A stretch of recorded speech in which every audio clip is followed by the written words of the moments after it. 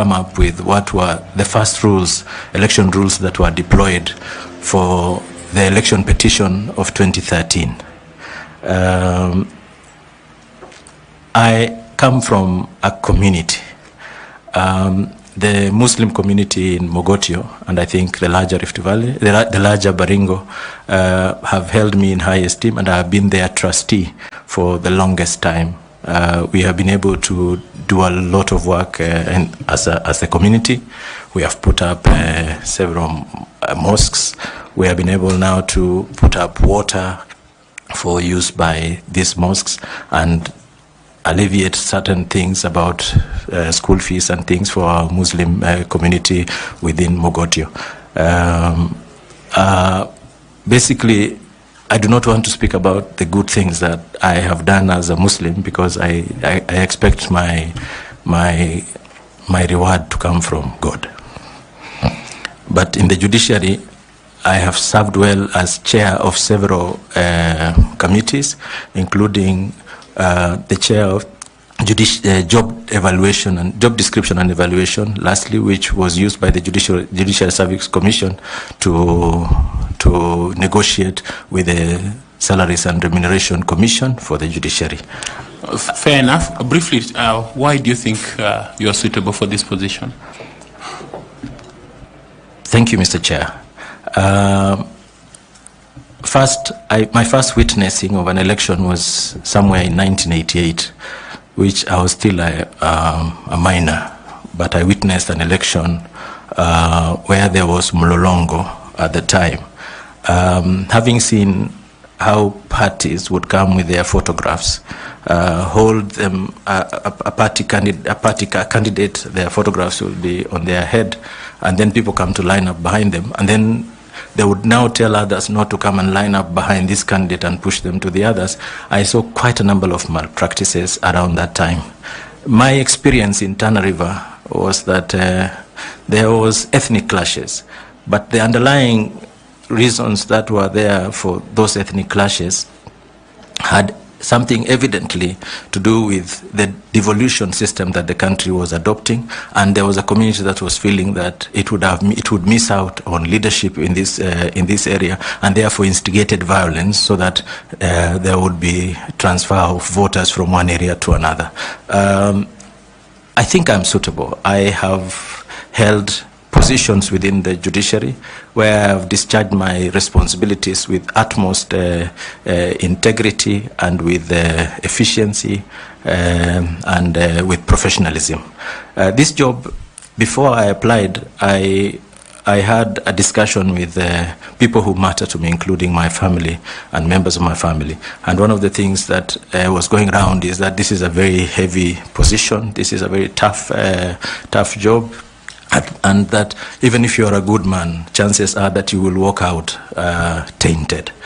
I said, this is the period where patriots step up and say that their country needs them.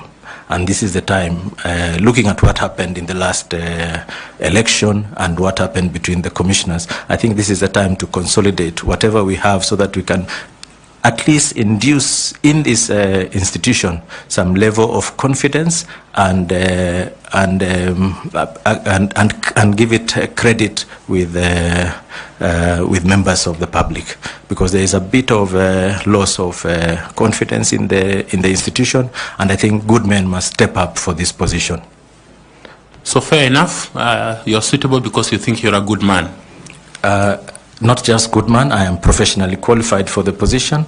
I've also served, and I know and understand how to manage organizations. Thank you very much. I will ask the Vice Chair, Ms. Linda Kiome, to take up the next section. Thank you. Thank you, Mr. Chair. Thank you, Chairman. Honorable Orot, the IEBC Act, it envisages a commission that comprises persons with mixed sets of skills and disciplines. Please tell this panel the skills and competencies that you possess that brings in a new form of aura for purposes of your work as a chairperson of the Commission? Thank you, Madam Chairperson. First and foremost, the constitutional requirements are that you should be an advocate of a certain number of years in practice. Secondly, I have, like I've said, I've not just been your traditional judicial officer who sits in court, goes home. I've also served in capacities where my decision was required for the purposes of greater good of both the institution and the country. I bring in the skill sets of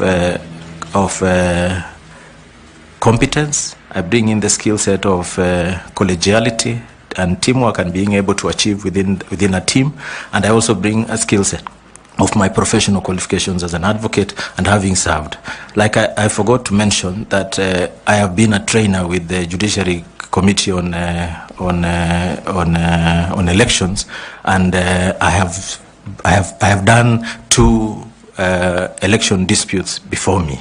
And from from those 2 that I have been able to handle, I was able to mine what is some things that are important to bring changes into the institution of the IEBC. When I handled the election disputes before me, I was able to determine that there are gaps here that needs to be filled. And these are important tools that I bring with me. I also bring with me the judicial approach to issues. I'm a judicial officer, so I'm bringing with it decision making, where we import those values that come about with our decision-making approaches, where we do fairness, we ensure that parties are happy and are pleased with everything that we do in the determination of disputes that come before them. I bring also I think I want to wrap this into the Commission. I actually want to say that there is infusion of integrity. There is an infusion of integrity into the institution that has to come from the commissioners themselves, who must lead from the top. And I think I'm that person who will be able to lead from the top with that integrity. Thank you, Madam Chairperson. Thank you. Did you say you have any other training other than your legal and law training? Yes, Mr. Chairman. I am a continuing student of Masters in International Conflict Management. The only thing that I think remaining for me to conclude that is deliver my report. I had a discussion with my supervisor in early January, and I'm able to complete this so that by September I'll be able to graduate. And the reason it has delayed particular masters is because first I felt sick in the beginning when these issues when I concluded the coursework, and then thereafter I took up a task to do an interrogation of the conflict between the Pokot and Turkana, because it is home to me, and there are dynamics that are changing every single day, so I keep changing and reviewing my position on certain things. Thank you very much. Next, I would like to ask member of the panel, Madam Caro Kituku, to take up and ask you some questions. Caro. Thank you very much, Chairman. Honorable Lolot, you have told us that you have not been a traditional judicial officer, in your own words, quoting you. The IBC chairperson is expected to have a legal background, which you have. So now please tell us, as a judicial officer, how have you contributed or been involved in elections or any electoral matters? And while at it, tell us what has been your major contribution to the electoral processes in Kenya. Thank you. Thank you, Madam Kituku. I have handled, like I have said, 2 election disputes, and they were election offenses. And they were serious election offenses that were the results of which were being awaited by the Supreme Court so that they can make a determination on a gubernatorial issue. And in the process of going through this election dispute that I handled, I was able to find gaps in the IEBC processes.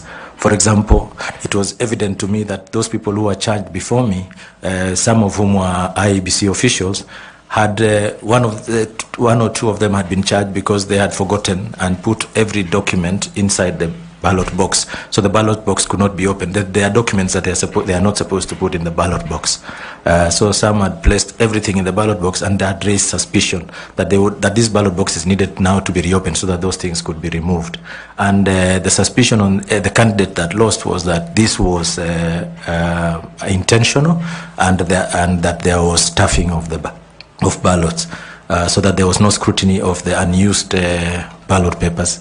I think from here, I was able to find out that fatigue is a critical issue that affects election processes, and somehow IEBC as an institution has to create a policy on how they relate to this issue of fatigue during the electioneering process.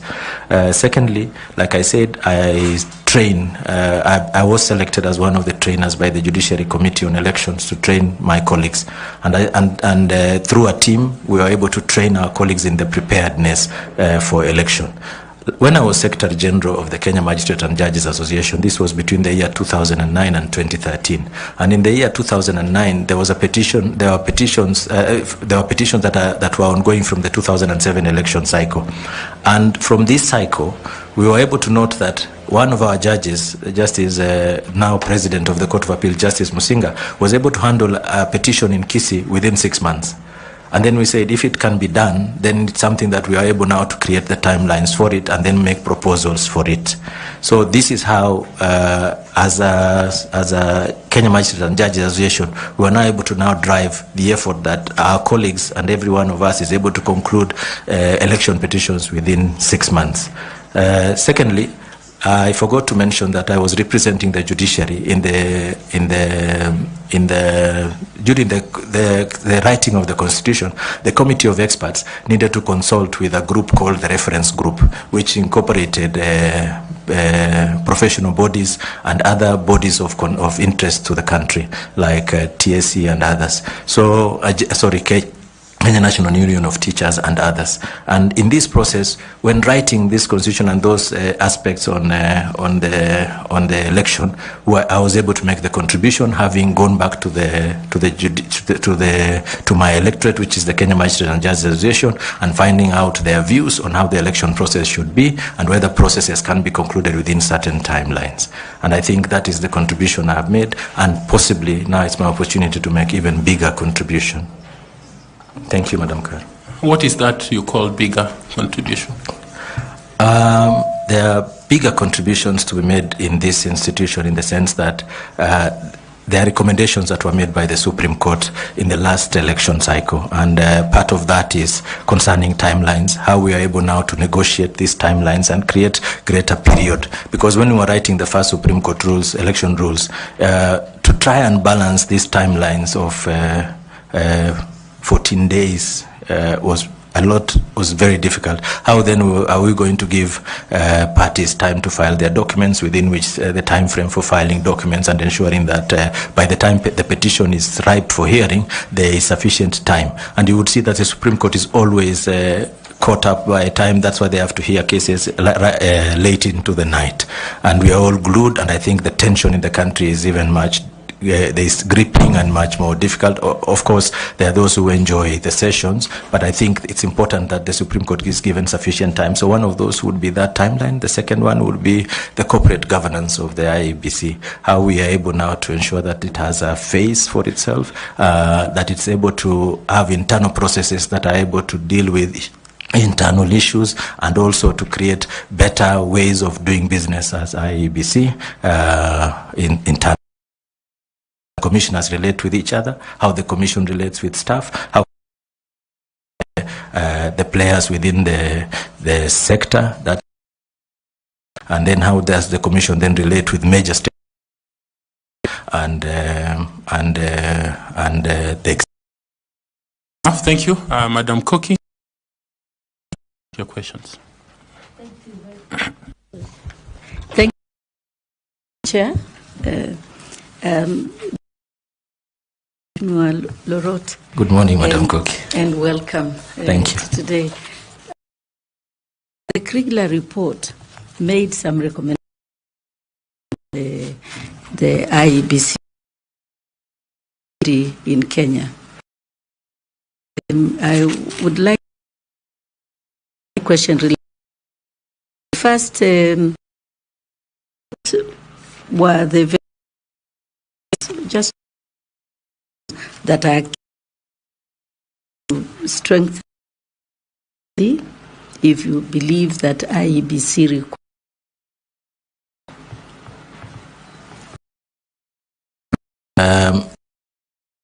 the report also, one of the was on the IEBC captured it on its own before the constitution. It must have a separate electoral laws into one, and then also it IEBC and whether it will their business through community, that type of business, so that now you have great how you approach elections about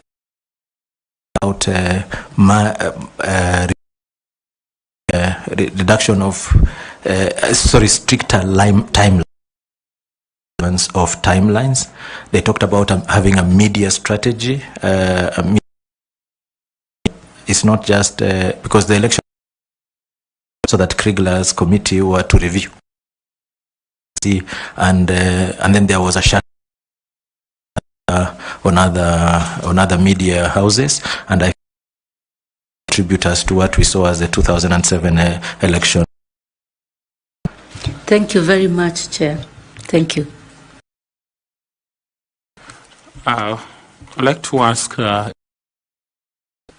kindly ask his questions. Thank you. And again, good morning, Honorable. Now, in the National Assembly's Public Accounts Committee, reviewing the Auditor General's report, observed that there were instances of in the functions of the CEO, chairman of IEBC.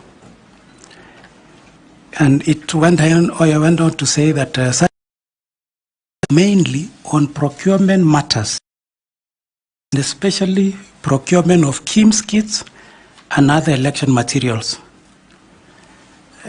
You are aware that just, I think, a few weeks or last month, IEBC requested for a budget of 62 billion to procure and conduct elections for 2027. As the chair of IEBC, this position, how do you ensure that there is transparency in the operations and procurement of IEBC? Thank you. Thank you, Mr. Firstly, I think this is what the Supreme Court talked about, corporate governance of the IEBC, having defined and definitive roles for chairman, the commissions, how they relate with the CEO alongside other members of staff.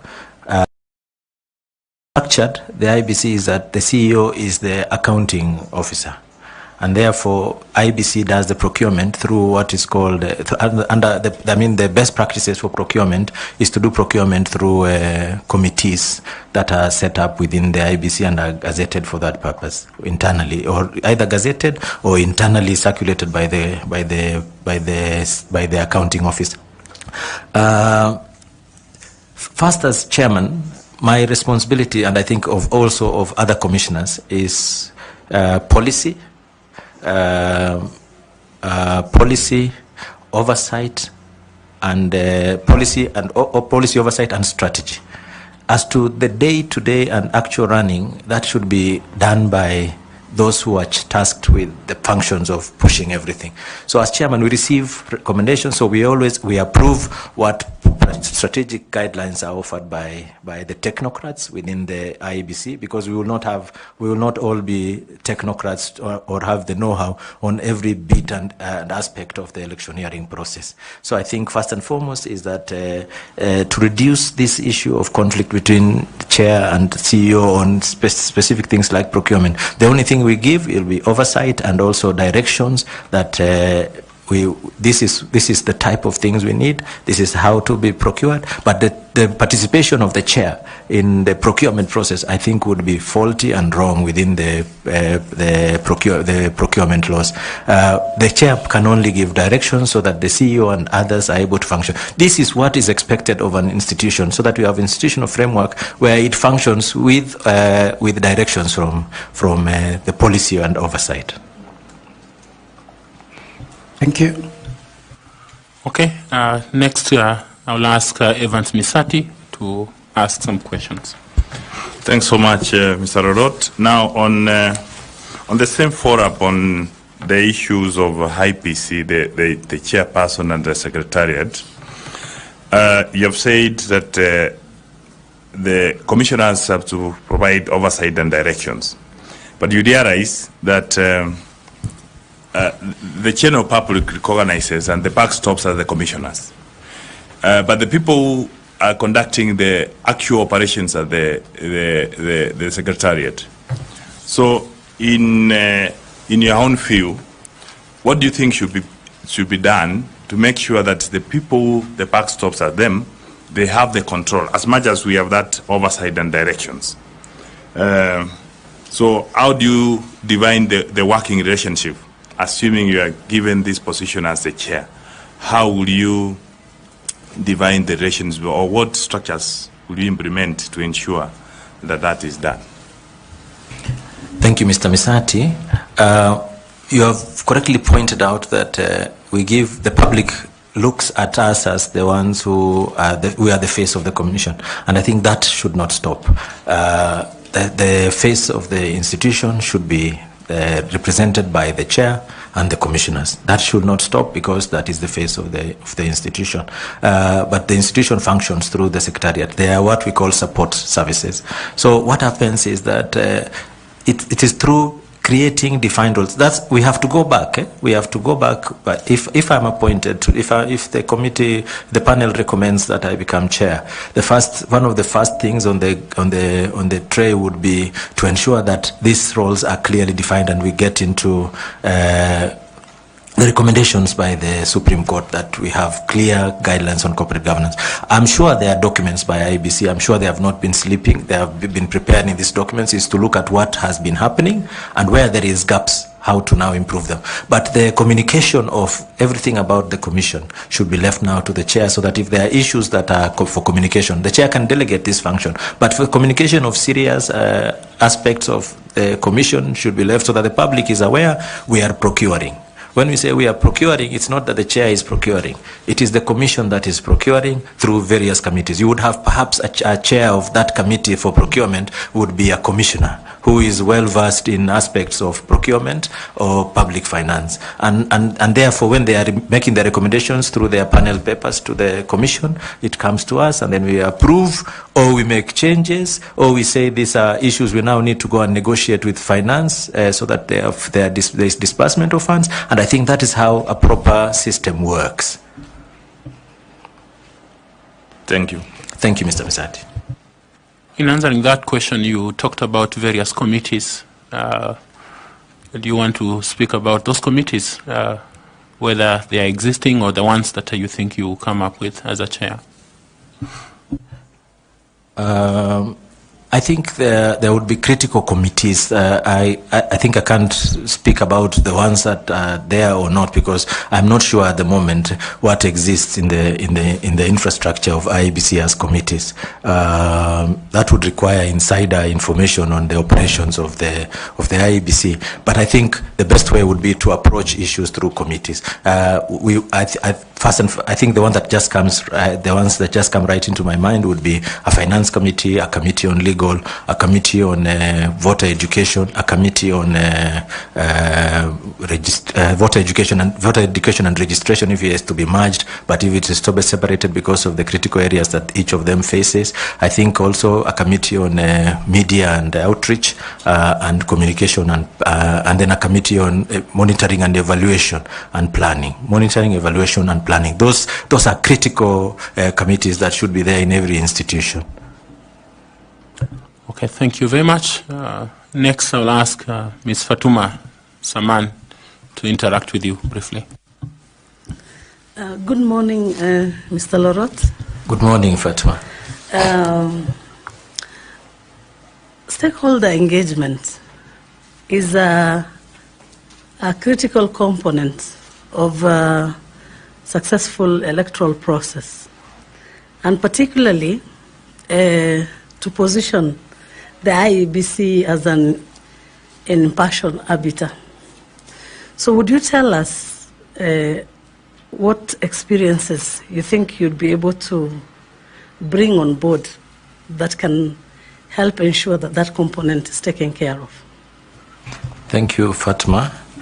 Mr. Chairman, I forgot to mention, and I think it was a very serious oversight, that I have been the chair of the Court Users Committee National Steering Committee from its inception up to the year 2022, when the National Council on Administration of Justice decided that that position ought to be handled. I think they made certain changes within their structures, and that position now needed to be handled by a judge. So I was replaced by my Lord Justice Mabea.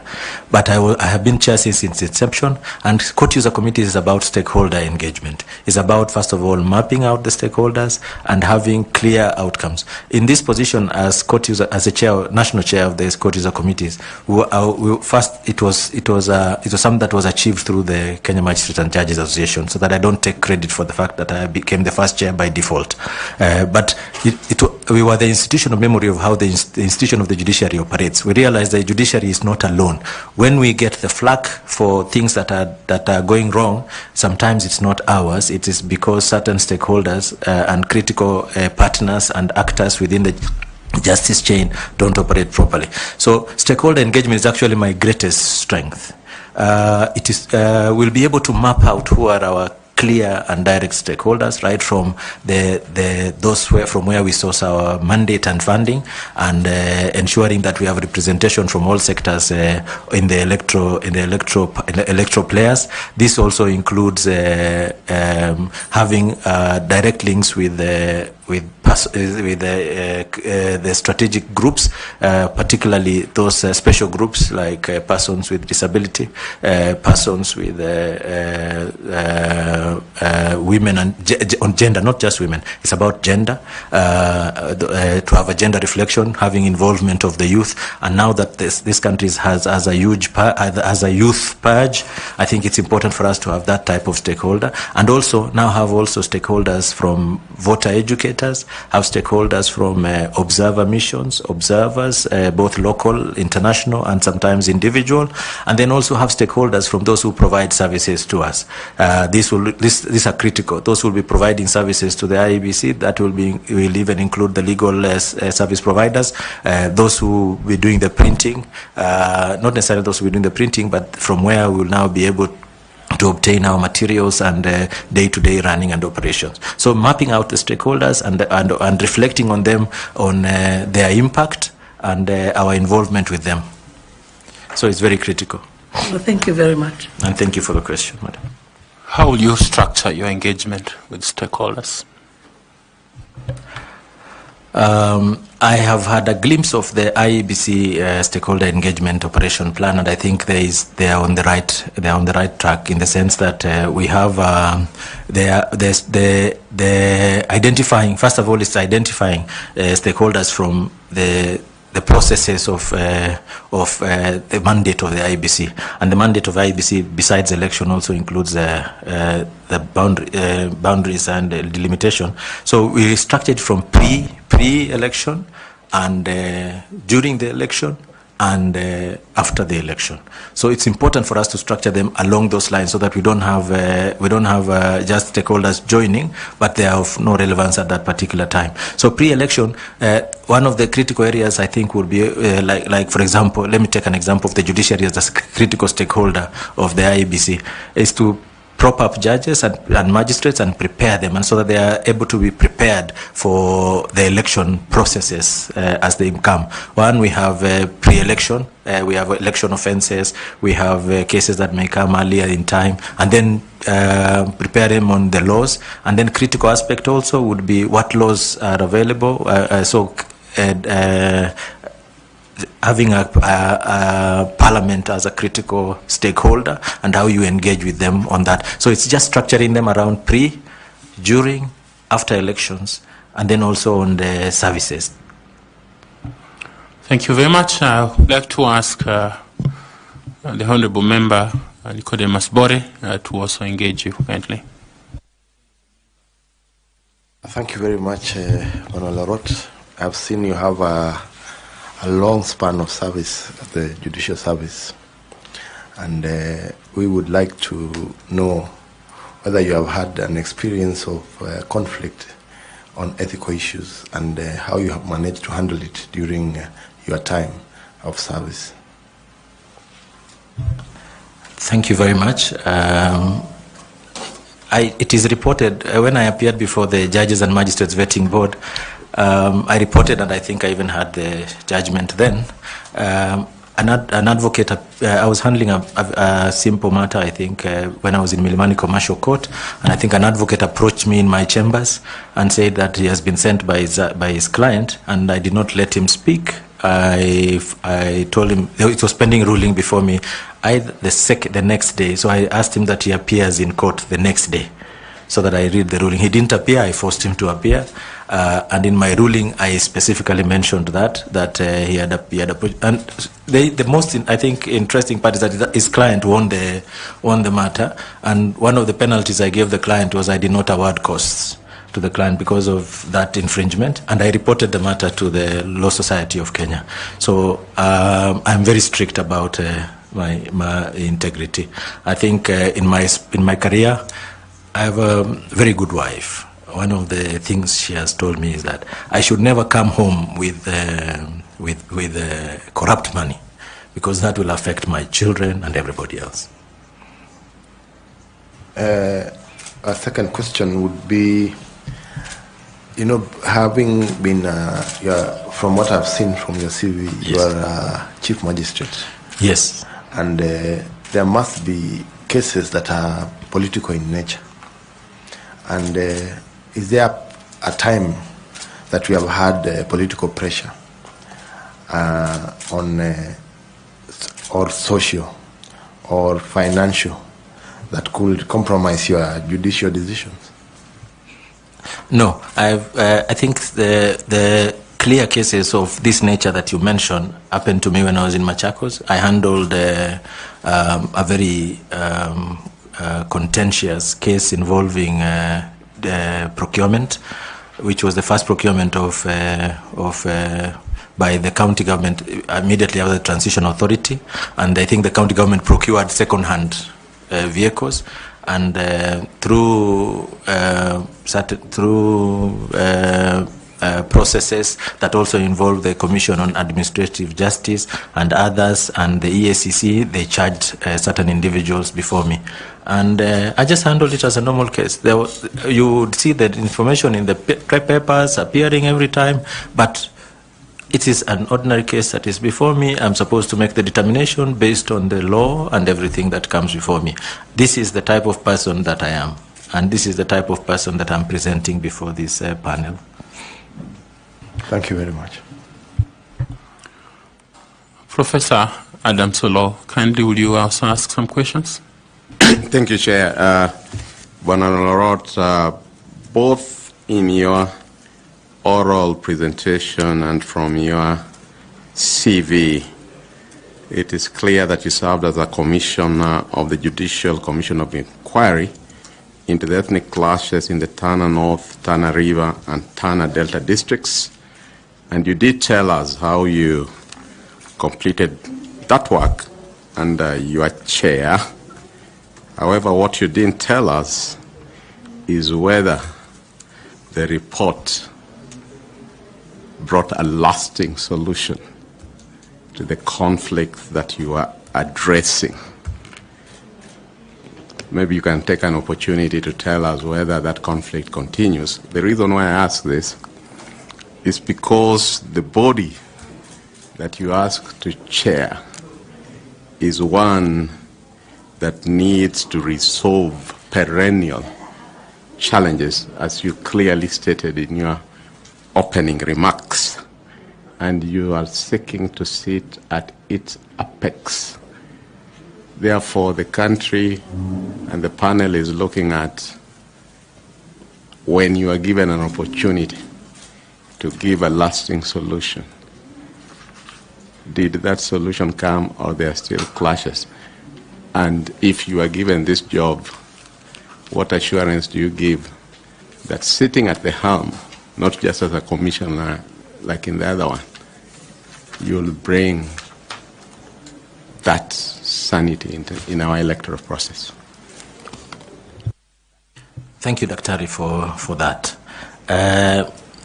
I want to start by saying that we delivered our report to His Excellency the President. The President who had appointed us, at the time we were delivering our report, had already left office, and so we delivered to the new President, which was His Excellency Honorable Uhuru Kenyatta. By the time we were delivering the report, we looked at, there were 3 tiers of issues that we looked at from the Turner Commission. I think I can sum up as 3, but there may have been more.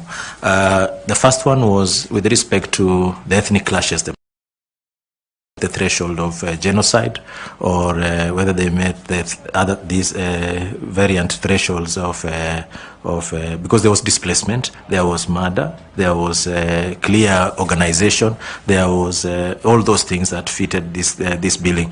Then the next stage that we looked at were the perpetrators known. Fortunately, we had witnesses who testified before us, and from there we were able now to involve the Office of the Director of Public Prosecution to act on them, and charges were preferred. In fact, from our report, we had a separate report on those to be charged from the recommendations of the Commission. And those who were charged, the cases were ongoing in both Garsen and Malindi High Courts. And in some instances, I think for those that occasioned gender-based violence, those who were charged before the Garsen Court, that was the first recommendation that we made. And I think in the other recommendation was about economic activity, because what were the triggers of this violence? The triggers, we noted the triggers were related to resource conflict. They were also triggered by just inter-ethnic clash. There were communities that had never remarried. They had never intermarried in that area since time immemorial, and in fact they used to live separate. We would find this is the village of this particular community. I don't want to name them, and this other community. Whether our report succeeded is you can see one of the efforts that we tried to look at was the land structure and tenure in Tana. And one of those issues were resolved, I think, by placing some of the land into agricultural for purposes of ensuring feeding of the country. One of the achievements we can say from our report was when we said they could Tana River can actually feed this nation, and if it is possible for the land tenure system to be looked at fully, then it can work.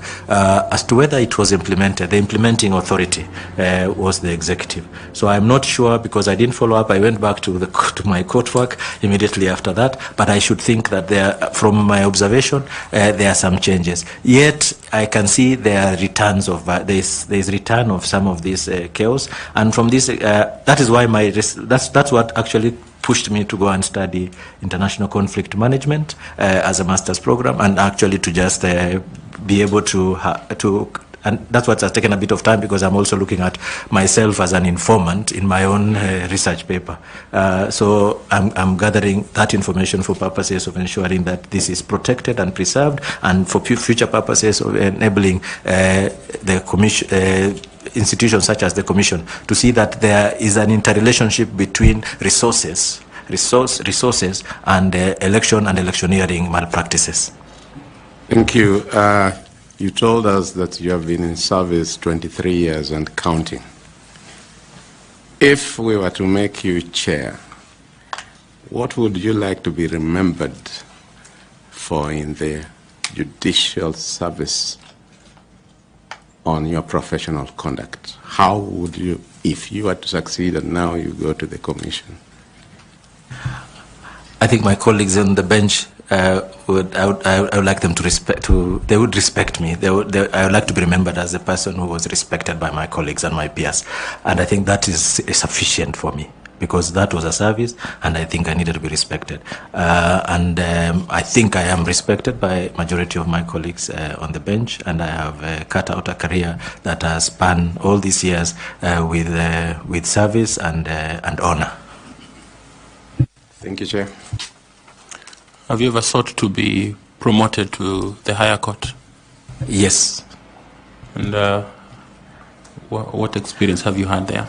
I applied to be promoted to be a judge. I went through an interview. There was no complaint on my part. I went through a process of interview, but the selection was for the Judicial Service Commission to make. I was not one of those selected at the time.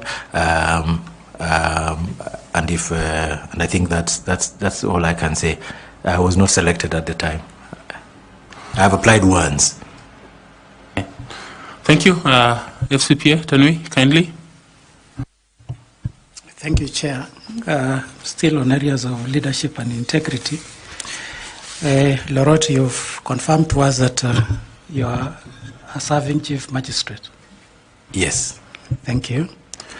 Under Article 260, judges and magistrates are listed as state officers. In our advert that we did put, for which you did your application, we indicated that arising from Article 88.2, people who hold state office are not eligible for appointment. Being a judicial officer, what is your take? Thank you. I noted that on the advert, and I also noted that there are instances where, because I'm serving state officer, I'm coming for an interview, I will resign from my position if the panel were to appoint me, and I think that is the position I took. I took precedence in what has happened before, when I think the first instance of such a case was the late Nkaiseri being a member of Parliament, and as a state officer was appointed as a cabinet secretary. It has happened before. Even now we have two. We have the former MP for Ugunja and the former MP for Gwasi, who are both state officers when they were members of Parliament, and they were selected to join the cabinet secretaries, to be cabinet secretaries, which are also state officers. So there is precedent that that I'm not just coming here because I'm a state officer. I'm coming here because I'm coming for a job interview for a state office. My take also on that is that it wishes to remove persons who are not. Let me just finish with what I just said earlier. Yes, I think there is precedent for me what happened in the past.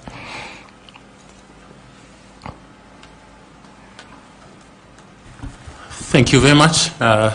So you think there is no conflict between who you are and what you are seeking to do? I do not think there's any conflict. Okay, thank you. And you will be ready to resign, that's what you're saying? Yes, I will be ready and willing to resign instantly, once confirmed. Thank you. Professor Adams, do you have some other questions you'd like to ask?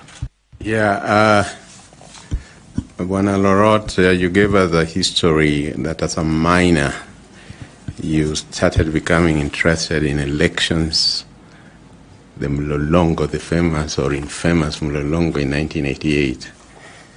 So I'll just ask you a general question, because you seek to lead the IEBC, and therefore I believe you are very much aware of the electoral map of this country.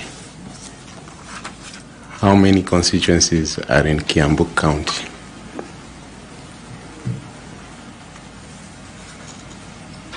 Sorry, Mr. Chairman, I know there is Githunguri constituency, let me number them. There is Githunguri, there is Kiamba, there is Lare, there is Kikuyu, there is Thika, there is Ruiru, there is Gatundu, the two Gatundus, Gatundu North and Gatundu South. I should think this would be it. There are 1, 2, 3, 4, 5, 6, 7, 8. There should be about 8, if not, if maybe more, but these 8 I can remember them. Thank you, Chair. Okay. Koki, do you have a follow-up question? No, Chair, thank you. Okay. Okay, and how many wards in Baringo, since that is home? I'm from the lower part of Baringo. I'm from Mogotio, and I cannot hazard. I know that there are 3 wards in Mogotio constituency, but I cannot hazard the number of wards in the entire Baringo. But if we were to look at the 6 constituencies, then it should be something in the region of 18 to 20. Okay, thank you, Madam Vice Chair.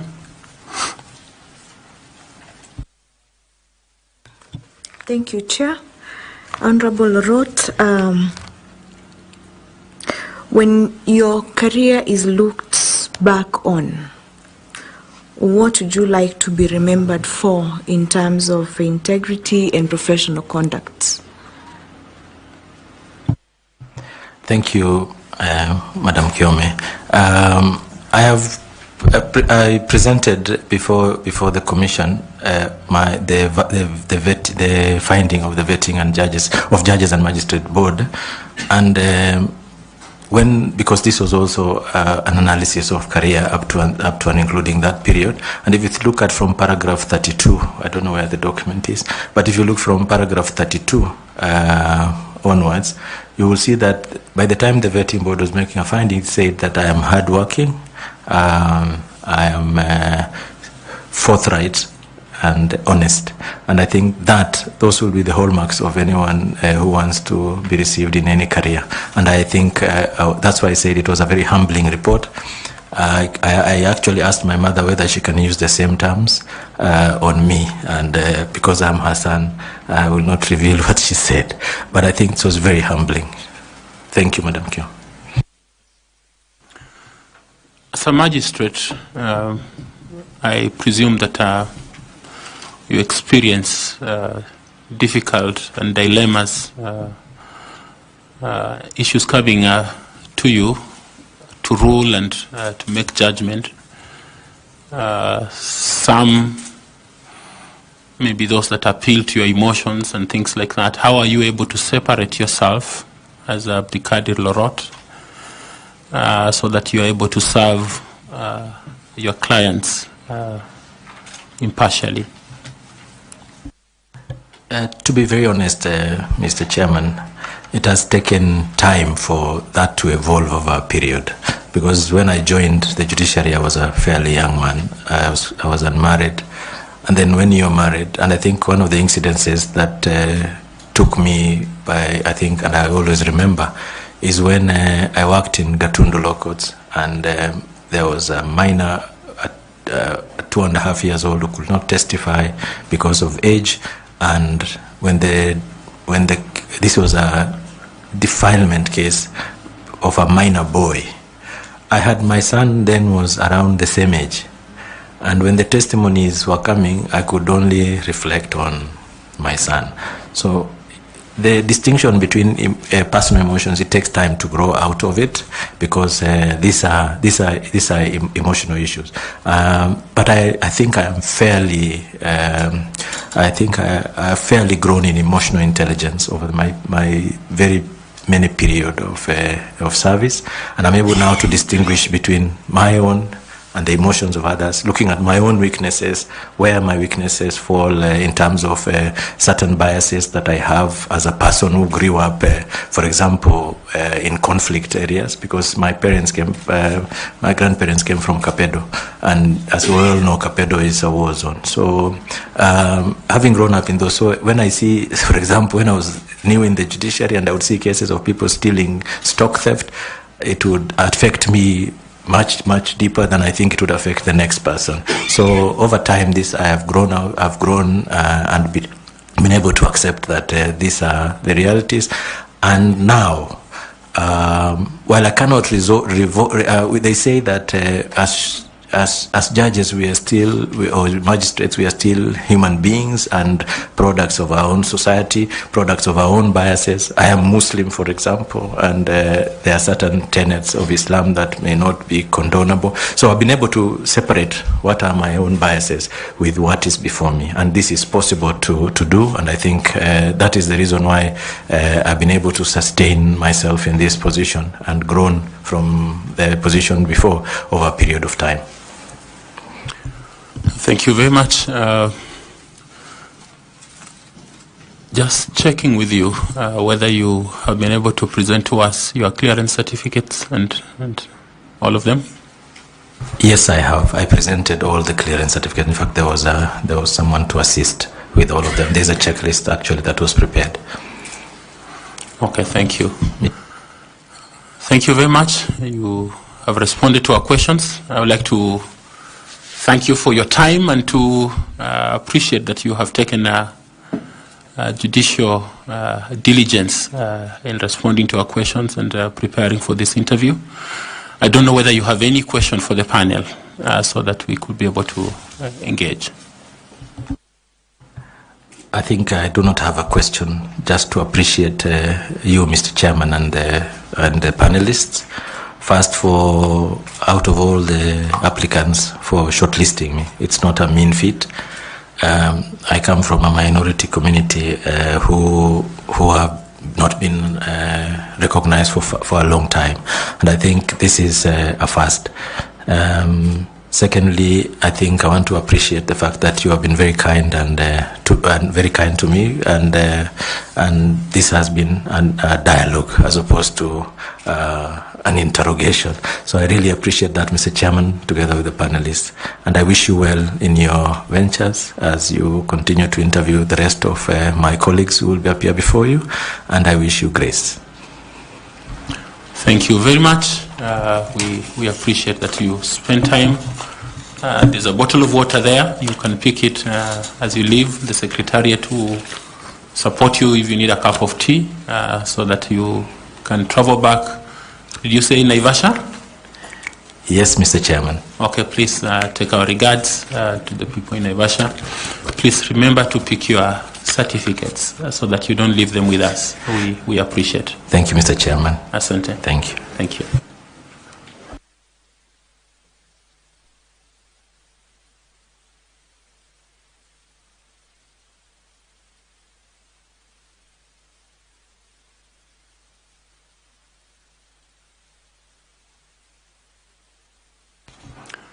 Okay, thank you, members of the press.